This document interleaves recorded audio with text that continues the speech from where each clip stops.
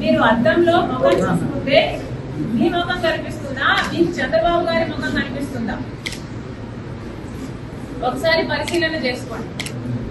మీకు ఎందుకు ఇంత చంద్రబాబు గారి పిచ్చి పట్టిందో జనాలకు సమాధానం అవసరం. ఎందుకంటే అర్థం కావటం లేదు. సునీత ఇంత గట్టిగా ఈ రోజు న్యాయం కోసం కొట్లాడుతుంటే మీరు చెప్పాల్సిన సమాధానాలు ఈ రోజు వరకు చెప్పటం లేదు. చెప్పకపోగా చంద్రబాబుతో మేము చేతులు కలిపామని చెప్తున్నారే, మీరెందుకు మీ గురించి సమాధానం చెప్పటం లేదు?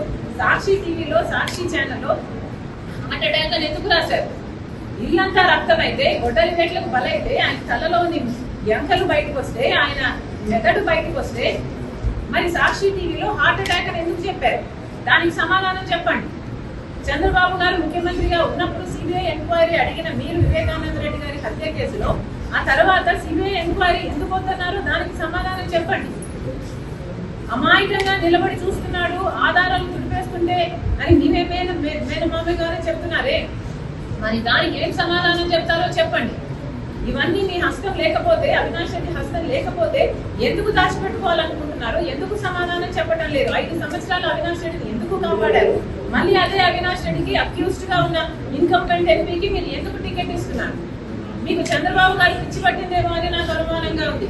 ఒకసారి అద్దం పంపిస్తున్నాను మీకు, దయచేసి అద్దంలో ముఖం చూసుకొని మీకు మీరు కనిపిస్తున్నారా లేక చంద్రబాబు గారు కనిపిస్తున్నారో ఒకసారి టెస్ట్ చేసుకోవాలి.